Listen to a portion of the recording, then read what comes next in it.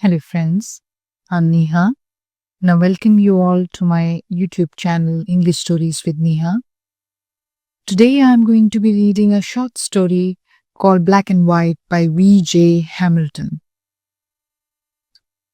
So, here it goes Black and White by V.J. Hamilton. Police harassment.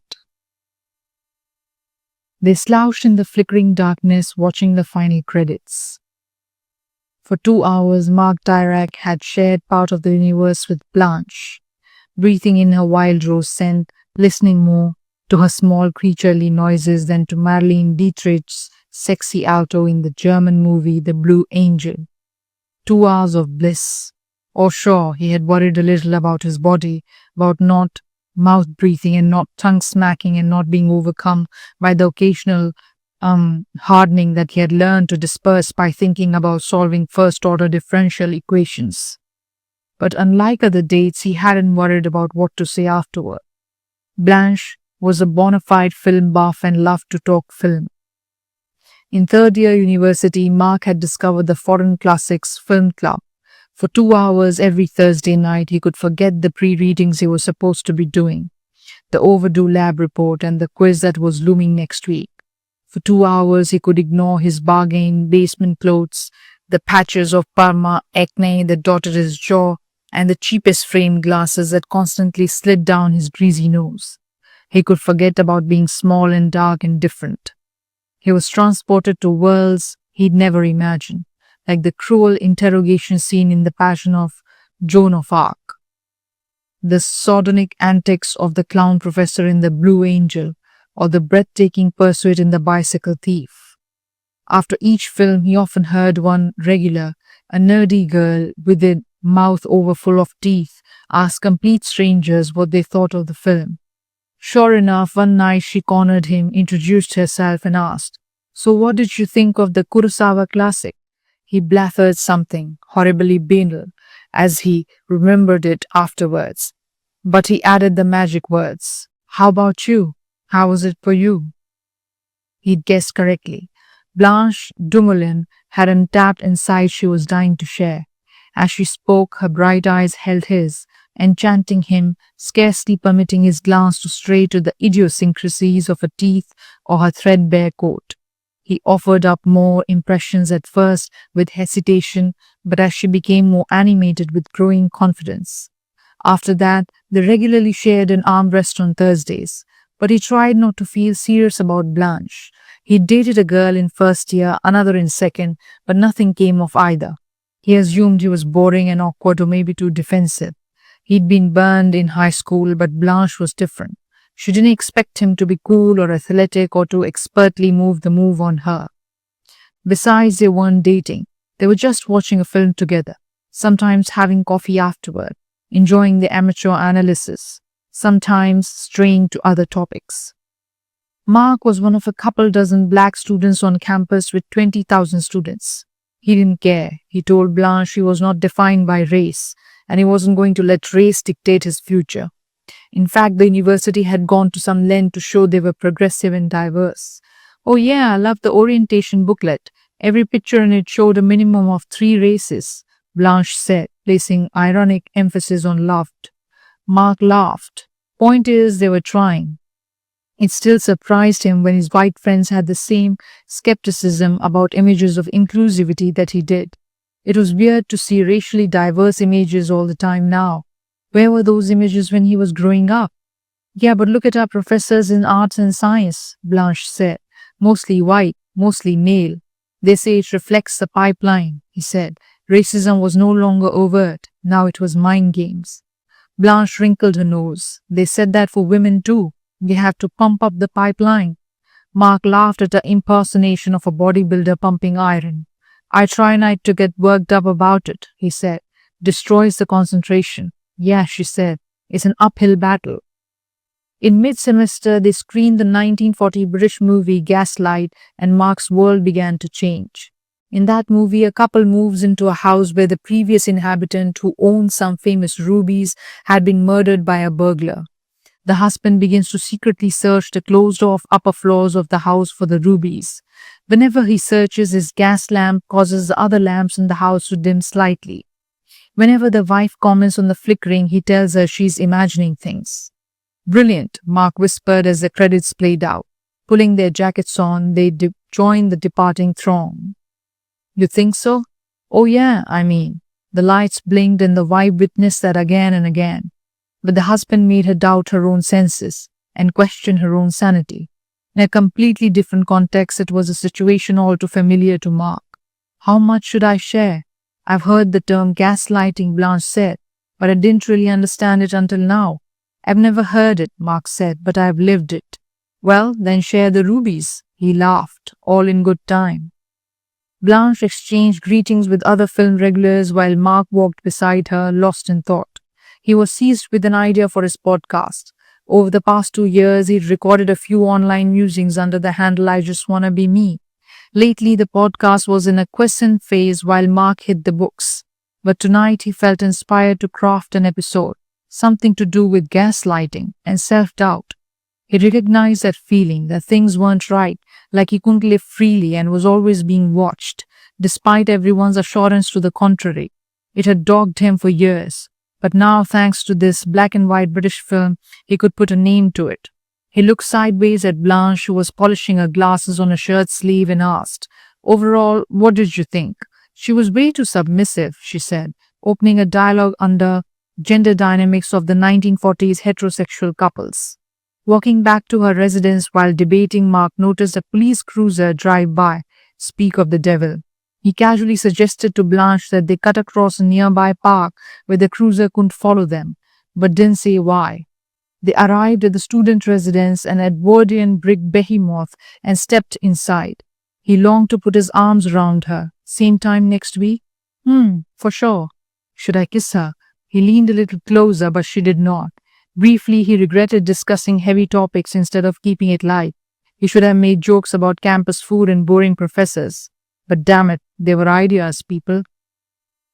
A week later, Cruiser 10-25 appeared again. Right after film club, it had rained, and this time Blanche resisted the detour through the park, saying, "My shoes! What kind of wilderness nut are you?" She laughed, but was clearly averse to muddy pathways. "I guess you're right." Mark looked ruefully at his vintage brogue Oxfords, his graduation pair that Mom had picked up for $2 from the church bazaar. Blanche, queen of vintage style, nodded approvingly. They moved back to the sidewalk. "I should tell you why I wanted to take a different route," he said. "It might sound a little paranoid, so promise me you won't judge." "Promise." His heart began to race. Cruiser 10-25 followed us last week, and guess what? Waiting over there across the street tonight. "Are you sure?" Blanche said, craning to look. "Why follow us of all the people?" Her laugh sounded mildly exasperated, like she had lost a mitten. Mark hid his disappointment. He wanted more than a girlfriend. He wanted an ally. "It's me they're keeping an eye on," he said. "You? Why you?" Her expression ricocheted between concern and puzzlement. "Seriously, what crime? Have you ever heard of carding?" "Carding?" "Yeah, they ask me what I'm up to and write it down on a little card," he said. "A card? Yeah, like a little recipe card," he said. "Sounds pretty harmless, I know, but it's implied suspicion, gaslighting." He tried to act nonchalant because he didn't want to come across like that movie wife who became a basket case. "That's so odd," she said. "I know," he said airily. "Likely my imagination." "No rubies here," she said. At the residence, Mark and Blanche shared a kiss. The parting kisses were becoming more fervid as their friendship deepened, but chastity prevailed. They were both scholarship students bent on escaping dirt-poor backgrounds. When Mark stepped back outside, Cruiser 10-25, which had been a block away, was now right outside the main door of the residence. Pretending not to see it, he strolled to the bus stop where 11 other students waited and made it home without incident. That night, he pushed aside his particle physics textbook, recorded his thoughts, and slapped the title on it. "The cops are gaslighting me. You might be next." He had only 9 subscribers to his podcast, one of whom was maybe his mother, but it felt good to get it off his chest. After film club the next week, Blanche was describing Einstein's theory of montage when she noticed Cruiser 10 to 25 pull up beside them. She stopped mid-sentence, spun around, and rapped on the window. Two officers were inside. "Hey," she said sharply, "this is getting real old, real fast." "Excuse me," said the officer. "You guys followed us last week," she said, "and now you're following us this week. In my books, that's harassment." "In your books," said the officer. "Harassment," said the officer. Mark heard the subtle mockery in the inflections of the syllables. In this university town, the ordinary citizens had subtle ways to emphasize the students were there temporarily, scarcely being tolerated. "Yeah, and I don't appreciate it," Blanche said. Her voice was harsh, not unlike the voice of Mark's mom that time she'd laid down the law to Principal Briat. "Is that so?" said the officer, eyeing Mark as if measuring a rival. Blanche was just getting warmed up. "Furthermore, I sit on the student council, and if I have to put forward a motion about police harassment, the whole campus will be up at arms." "Put forward. Did you hear that, Reggie?" the officer said to his colleague. The harsh light of the street lamp made Blanche look paper white. Mark's hands looked blacker than usual, like he'd been absorbed into the shadows. Oh my God, the last thing he needed was a couple of hours in the clink the night before his midterm. He touched Blanche's elbow. "This is part of our regular patrol." The officer sounded offended. "We're just trying to keep all you students safe and protected. You think about the next time you call 911, okay now?" The cruiser pulled away. "Welcome to Gaslighting 101, Mark said to Blanche. He mimicked the husband in the film. "What did you mean the lights dim? You are imagining it, sweetheart. I just want to keep you safe." His pretend English accent made Blanche laugh, but it was a rueful laugh. When they leaned in for the goodnight kiss, the embrace went on and on. All those years of loneliness, wanting someone to understand how he felt singled out, how he was made to doubt himself. She pulled away long enough to text her roommate, telling her to hightail it to study hall until midnight. Blanche took Mark up to her room, and despite his pro forma protests, they spent the coin of passion they'd been saving week after week. After 10 minutes to midnight, Mark left her residence, took the bus home, and threw himself in the shower. Afterwards, he sat cross-legged on his futon, rocking and staring at his trembling hands. His senses were overwhelmed by the encounter with Blanche. "I've ruined a good thing. I'm gonna get hooked, and she will run from the strangeness that is my life." On his desk, the differential equations textbook lay open on the page where he'd been plugging away at odd-numbered questions before heading to film club.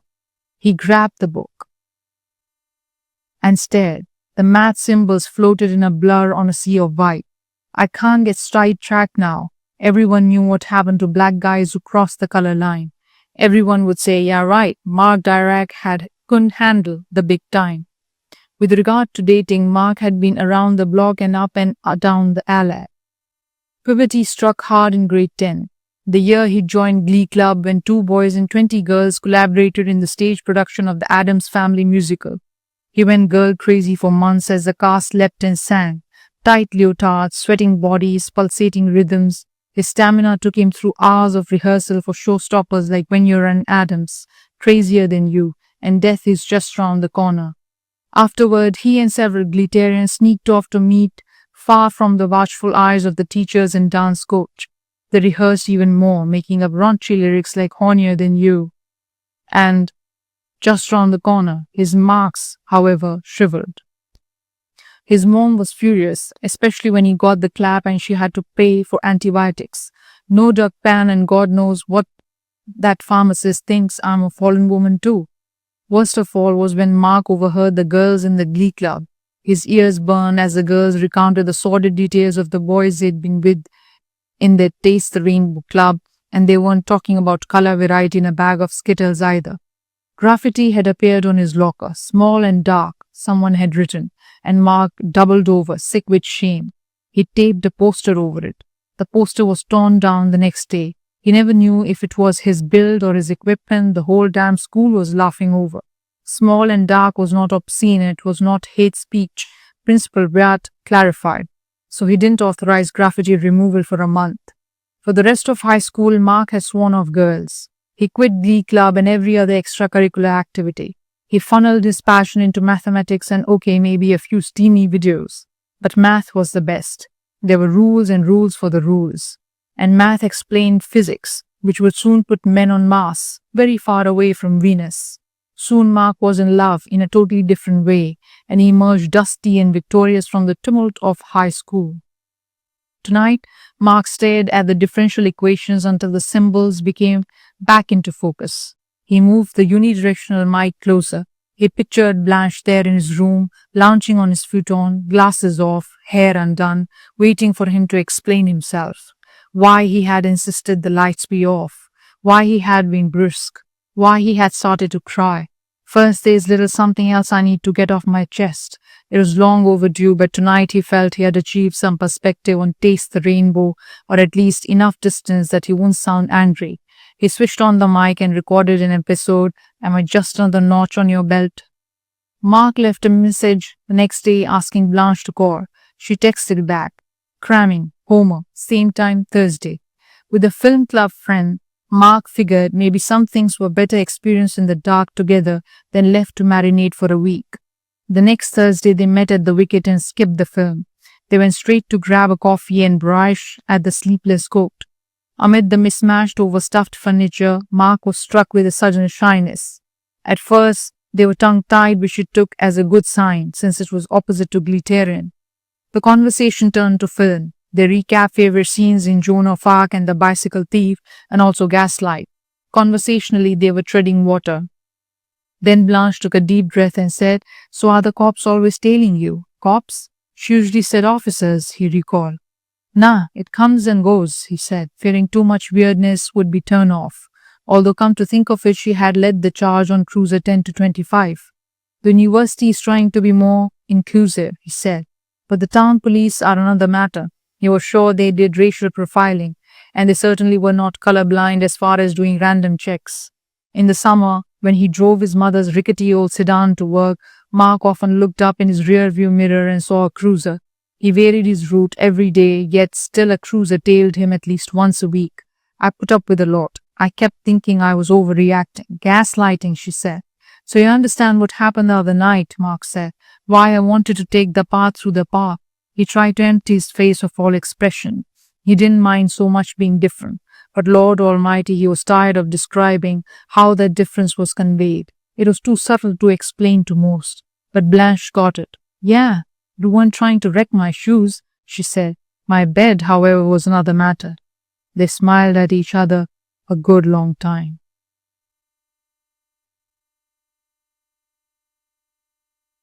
So friends, this was the short story Black and White by V.J. Hamilton. Hope you liked it.